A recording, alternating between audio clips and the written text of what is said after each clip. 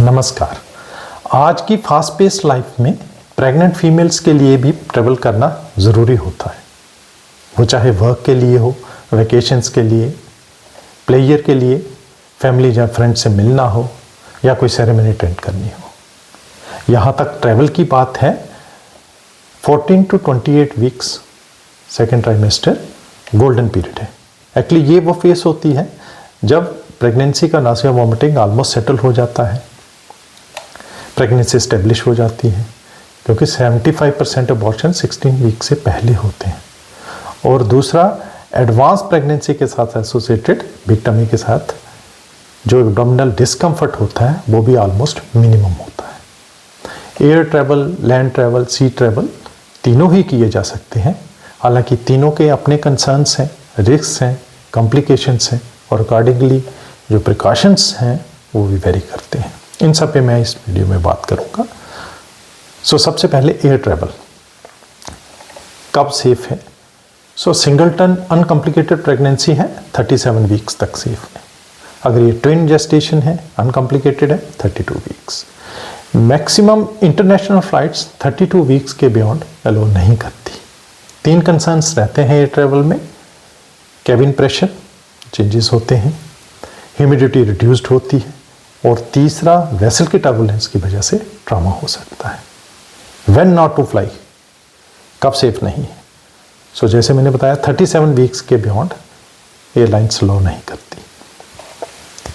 दूसरा, अगर high risk female है, प्रीवियस हिस्ट्री है अबॉर्शंस की, मिसकैरेजेस की, प्री टर्म लेबर की, एक्टोपिक प्रेगनेंसी की, एडवाइजेबल नहीं है। प्रेजेंट प्रेगनेंसी में अगर ऑब्स्टेट्रिकल कॉम्प्लिकेशंस है जैसे अनकंट्रोल्ड बीपी, हाइपरटेंशन, अब preeclampsia, pre term labour, leaking, premature rupture of membranes, vaginal bleeding, तो इन केसेस में एडवाइजेबल नहीं। रीसेंट सर्जरी है, एडवाइज्ड नहीं। प्रीवियस कोई मेडिकल या सर्जिकल डिसऑर्डर है, स्पेशली डीप वेन थ्रोम्बोसिस, इसमें एडवाइजेबल नहीं है। मिडिल ईयर इन्फेक्शन, साइनोसाइटिस, क्योंकि कैबिन में प्रेशर चेंजेस होते हैं जिसकी वजह से वेरोट्रामा हो सकता है और ये कहनाई कंडीशन हो सकता है, ये एडवाइज्ड नहीं है।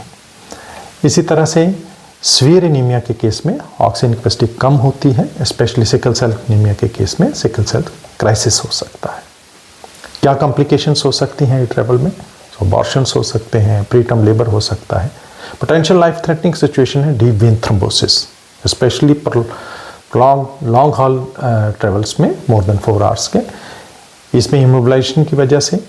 दूसरा, ह्यूमिडिटी कम होती है डिहाइड्रेशन की वजह से। और तीसरा, कैबिन में प्रेशर रिड्यूस होने की वजह से हाइपॉक्सिया लाइक स्टेट होती है और तीनों ये प्रेसिपिटेट करते हैं डीप वेन थ्रोम्बोसिस, जो अल्टीमेटली डेडली कंडीशन कर सकती है पल्मोनरी एम्बोलिज्म। और फाइनली, फ्रीक्वेंट फ्लाइट्स के केस में या क्रू मेंबर्स के केस में कॉस्मिक रेडिएशंस का एक्सपोजर, स्पेशली जब इसका लेवल 1 मिलीसीवर्ट से ज़्यादा हो, तो इन यूट्रस के अंदर फीटस को चाइल्डहुड कैंसर होने की पोटेंशियल रिस्क रहता है।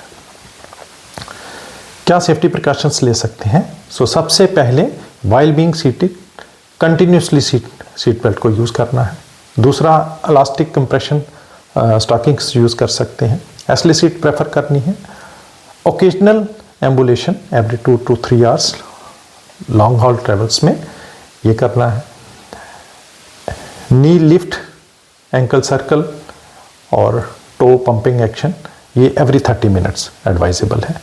एडिक्वेट हाइड्रेशन मेंटेन करके रखनी है। अल्कोहलिक या कैफिनेटेड ड्रिंक्स अवॉइड करने हैं। और अगर मॉर्बिड ओबेसिटी है या प्रीवियस हिस्ट्री है थ्रोम्बोसिस की, तो low molecular weight heparin start करनी है। हेपेरिन डे ऑफ ट्रैवल से लेकर फ्यू डेज आफ्टर जर्नी, ये हमें यूज़ करना है। यहाँ तक एस्प्रिन की बात है। एस्प्रिन एक एंटीप्लेटलेट ड्रग है और डीप वेन थ्रोम्बोसिस के केस में क्लॉटिंग मैकेनिज्म जो है, कोगुलेशन का कास्केट जो है, उसमें एबनॉर्मलिटी है। इसमें एस्प्रिन हेल्पफुल नहीं है ट्रैवल थ्रोम्बोसिस के केस में। हालांकि अगर प्रीवियस किसी मेडिकल डिसऑर्डर्स के लिए एस्प्रिन यूज़ कर रहे हैं तो इसको कंटिन्यू कर सकते हैं। जहाँ तक फूड की बात है तो सबसे पहले वाटर जो है वो बॉटल्ड होना चाहिए या बॉइल्ड होना चाहिए। दूसरा, होम स्नैक्स यूज़ कर सकते हैं। रॉ अनकुक्ड फूड यूज़ नहीं करना। अनपास्चराइज मिल्क और मिल्क प्रोडक्ट्स नहीं लेनी। सैलड्स एडवाइजेबल नहीं है। अल्कोहलिक और कैफिनेटेड ड्रिंक्स एडवाइज्ड नहीं है। फ्रूट की यहाँ तक बात है तो फ्रूट हम प्रेफरेबली वो यूज़ करना है जो हम पील कर सकते हैं, और फ्रूट को बॉइल्ड वाटर के साथ वॉश करना है। अब वैक्सीन्स, जो 3 ट्रैवल वैक्सीन्स हैं, जैपनीज एनकेफेलाइटिस, येलो फीवर और टाइफाइड, CDC ट्रैवल वेबसाइट पे हम इंटरनेशनल फ्लाइट्स के केस में कंट्री स्पेसिफिक इम्यूनाइजेशन इंक्वायर कर सकते हैं। अगर इसका रिस्क आउटवे कर रहा है, क्योंकि वैक्सीन के साथ भी पोटेंशियल थ्योरेटिकल रिस्क रहता है, तो अगर ये रिस्क आउटवे कर रहा है तो हम hepatitis A, B, meningococcal, pneumococcal भी लगा सकते हैं। साथ में रिकमेंडेड है इन्फ्लुएंजा और Tdap। जहाँ तक एंथ्रेक्स और रेबीज की बात है, रेबीज के केस में प्री और पोस्ट एक्सपोजर दोनों एडवाइज्ड हैं, और एंथ्रेक्स के केस में प्री एक्सपोजर नहीं दिया जाता, पोस्ट एक्सपोजर एडवाइजेबल है। क्या होना चाहिए? सो ट्रैवल किट में सबसे पहले प्रिस्क्रिप्शन जिसमें expected date of delivery mentioned हो, मेडिकल फिटनेस सर्टिफिकेट, दूसरा बेसिक फर्स्ट एड किट के जैसे जिसमें स्टेराइल स्वैब होता है, एंटीसेप्टिक ड्रेसिंग होती है, एंटीसेप्टिक क्रीम होती है, बैंडेज होती है, ये होना चाहिए। हैंडी BP प्रेटिस होना चाहिए। प्रिस्क्राइब्ड मेडिसिन के साथ साथ इन एडिशन हमें antacids, anti emetic, anti tussive कफ के लिए, एंटी मोशन सिकनेस और एंटी पायरेटिक, एस्टामिनोफेन, पैरासीटामोल, ये भी एडिशनली साथ में होने चाहिए।